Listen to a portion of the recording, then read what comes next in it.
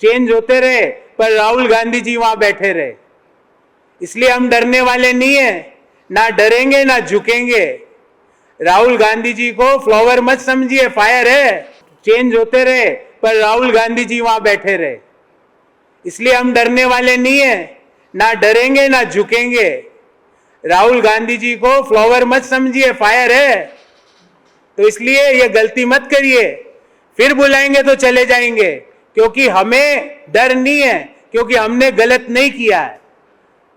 ये ध्यान रखिएगा। हम और उन लोगों को सवाल पूछने का कोई अधिकार नहीं है जो स्वयं तड़ीपार रहे हुए हो।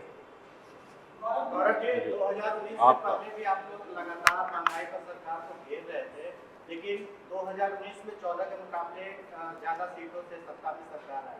इसके बाद आप 5 अगस्त को पूरे देश में और दिल्ली में खास करके महंगाई पर आंदोलन किए।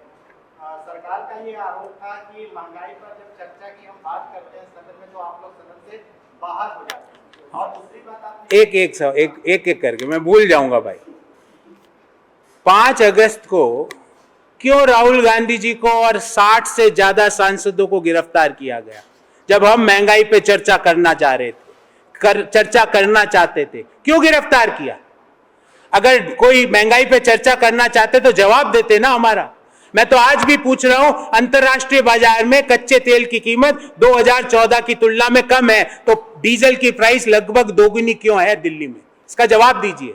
अंतर्राष्ट्रीय बाजार में गैस की कीमत 2014 की तुलना में कम है, तो क्यों दिल्ली में गैस के दाम 2014 की तुलना से 2.5 गुना ज्यादा है? क्यों है? इन सवालों का जवाब देना पड़ेगा। और दूसरी बात, क्या चुनाव की जीत किसी सरकार को लूटपाट करने का लाइसेंस देती है क्या?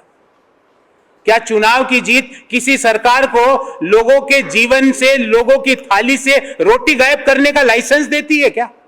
लोगों की थाली से, लोगों के परिवारों से रोजगार गायब करने का लाइसेंस देती है क्या?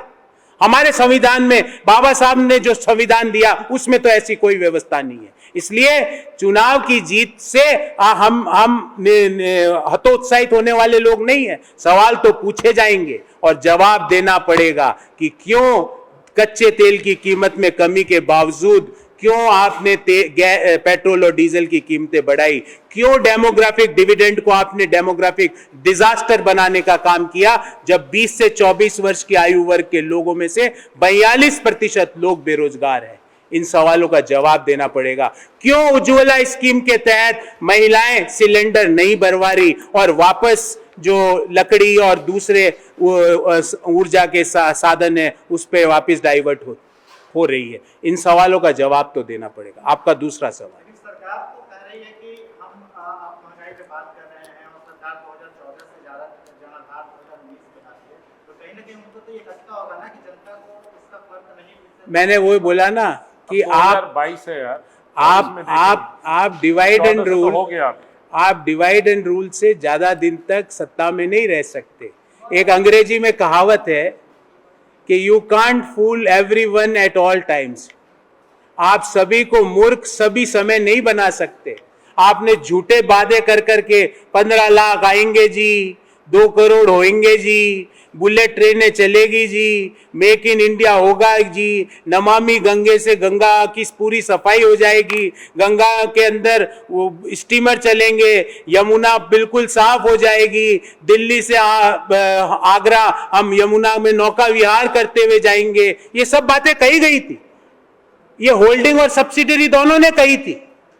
2 करोड़ रोजगार देंगे जी। अब आप होल्डिंग के पास जाते हो तो वो सब्सिडरी के पास भेज देता है, सब्सिडरी से सवाल पूछते हो तो होल्डिंग के पास चल जाता है, और दोनों के निर्णय एक ही जगह हो रहे हैं।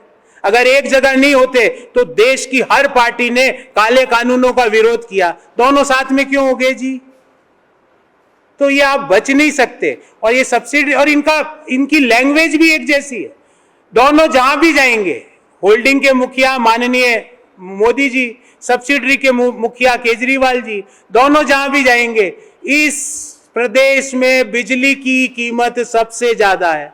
उत्तराखंड जाए तो वो बात, हिमाचल जाए तो वो बात, गुजरात जाए तो वो बात, राजस्थान जाए तो वो बात, कर्नाटक जाए तो वो बात, गोवा जाए तो वो। पहले बताओ कौन से प्रदेश में सबसे ज्यादा है केजरीवाल जी, फिर आगे की बात सुनेंगे। झूठ बोल के आप ज्यादा दिन लोगों को गुमराह नहीं कर सकते।